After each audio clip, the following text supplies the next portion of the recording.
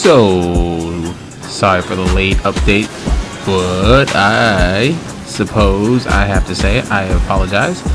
This game was not the game I was supposed to be playing this week, but it took over my life like nobody's business. So this week's game was supposed to be Too Dark, a indie-like horror survival game, which will still be getting its own review next week. This challenge to play and review all the games on the PlayStation Premium catalog was to help me be a better writer and hopefully make a career out of it. And honestly, I feel like I'm cheating by playing this instead of Too Dark, but I've also been really enjoying Wild Heart and I can definitely use the audience traffic. This bunny's got bills to pay. No cap. And this game has honestly exceeded my expectation. And it's honestly made me feel like for the month of February has had us talking more about being wizards and witches than studying the blade and killing kimono. I mean, just look at some of this gameplay. It just speaks for itself. Now, I don't mean to sound like a weeb or anything, but I mean, come on. You just saw the clips. And this is all literally from the beginning of the game. I mean, only the first few hours. These are all monsters that you hunt literally right at the start of the game. And they were all a blast. Literally every single one. And all the weapons are literally a blast to use as well. I mean, they literally make you want to spend hours upon hours in the training room alone just beating up the training dummy, trying to figure out all the combos that you can use and figure out. It's awesome. Now, if you're a fan of hunter-style games or Monster Hunters, but were worried to really try this game out due to the fact that it's made by EA, I can definitely understand why people would be cautious. But outside of some performance issues, the worst that I have experienced on my PS5 is some slight frame drops and a character going through their entire dialogue at once.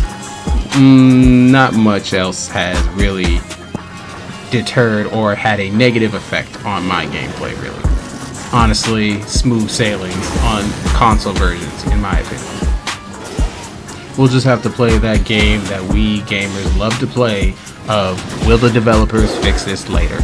But hey, that's just the way it is sometimes, right? And for those special hunters who hated the Monster Hunter World story and really hated all of its side characters, especially the handler, so fear not, my story-loving hunters, because Wild Hearts has a really amazing story, and all of the side quests as well are voice acted, so everything has a purpose, a reason, and a place to be there, and you'll honestly care about all of the stories that you get to see. Like, you'll even literally help your fisherman friend try improve himself to his literal fisher mates and himself at the same time by filling in his old father's shoes by trying to take on a massive storm and kimono along with it. It's awesome. And it's honestly a heart-touching little story as well. And there are so many more, like even solving a murder mystery. Like, come on, who wouldn't want to do something like that in a hunting game? And all of the voice actors do an amazing job bringing these characters to life in both English and Japanese. They honestly bring each story and each side quest that they're involved in to life and so much more memorable. You honestly will fall in love with the whole cast, if not a few cast members at least. Also, can I say that the design for the monsters, the kimono as they call them in the game, had me a little worried at first due to their simple design. I thought they would be very boring to look at in the game at first. Like, a giant wolf is still a wolf at the end of the day. Not much room for creativity there, honestly. But even simple can be individualistic when knowing that these are truly just animals that have just been mutated to reflect their environment around them and give them powers that reflect their environment around them.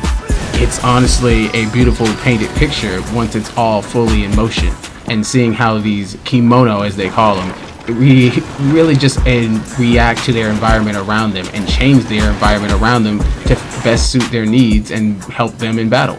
It's awesome. Like, you'll literally see like the Great Tusk literally make bridges of vines as it traverses the islands.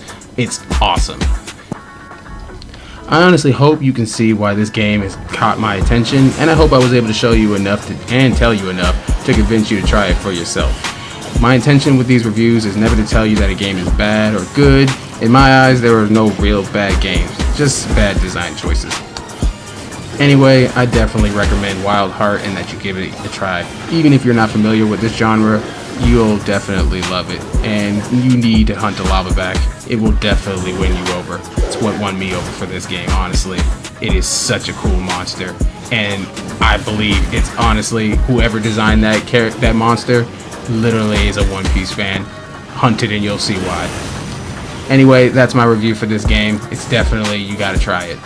This is Bushido Bunny, and I'll see you guys next time. And like my mom always said, play the game. Don't let the game play you.